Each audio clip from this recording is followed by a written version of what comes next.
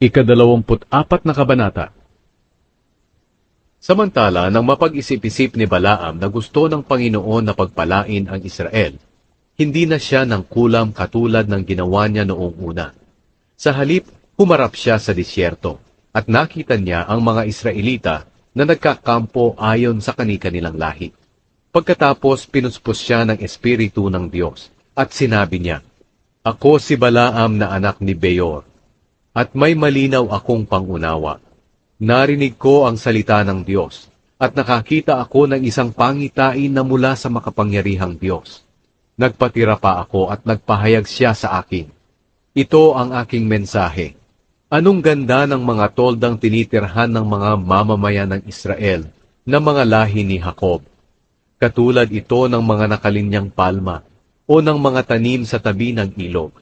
Katulad din ito ng puno ng aloe na itinanim ng Panginoon o ng mga puno ng sedro sa tabi ng tubig.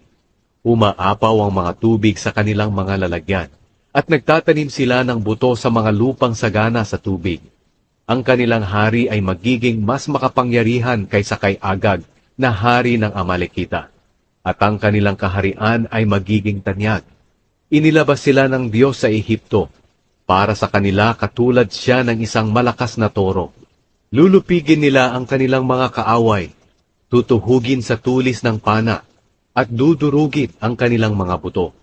Katulad sila ng mga leon, na kapag nakatulog na ay wala ng mga ngahas pang gumising sa kanila. Pagpapalain ang mga nagpapala sa kanila, at susumpain ang mga sumusumpa sa kanila. Dahil dito, matindi ang galit ni Balak kay Balaam. Isinuntok niya ang kanyang kamao sa kanyang palad at sinabi, "Ipinatawag kita para sumpain ang aking mga kaaway, pero binasbasan mo pa sila ng 3 beses. Umuwi ka na lang. Nangako ako sa iyong babayaran kita ng malaking halaga, pero hindi pumayag ang Panginoon na matanggap mo ang bayad."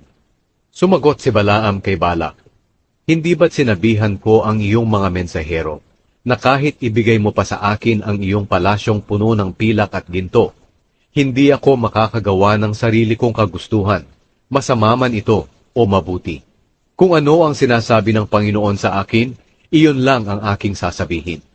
Uuwi ako ngayon din sa aking mga kababayan. Pero bago ako umalis, paaalalahanan muna kita kung ano ang gagawin ng mga Israelitang ito sa iyong mga mamamayan balang araw." Ang ika-4 na mensahe ni Balaam. Pagkatapos sinabi ni Balaam ang mensaheng ito, "Ako si Balaam na anak ni Beor, at may malinaw akong pangunawa. Narinig ko ang salita ng kataas-taasang Diyos, at nakakita ako ng pangitain mula sa makapangyarihang Diyos. Nagpatira pa ako sa kanya, at nagpahayag siya sa akin. Ito ang aking mensahe. May nakita ako sa aking pangitain na hindi pa nangyayari. Sa hinaharap, mamamahala ang isang hari sa Israel mula sa lahi ni Jacob. Ibabagsak niya ang mga Moabita at ang lahat ng lahi ni Seth. Sasakupin niya ang Edom na kanyang kaaway na tinatawag din na Seir. Habang tumatatag ang Israel, mamumuno ang isang pinuno sa Israel at ibabagsak niya ang mga natirang buhay sa lungsod ng Moab." Ang huling mensahe ni Balaam. Pagkatapos nakita ni Balaam sa kanyang pangitain ang mga Amalekita, at sinabi niya, "Ang Amalek noon ang nangunguna sa mga bansa, pero sa huli, babagsak ito." Pagkatapos nakita na naman ni Balaam sa kanyang pangitain ang mga Keneo, at sinabi niya, "Matatag ang inyong tinitirhan dahil nakapatong ito sa mga bato.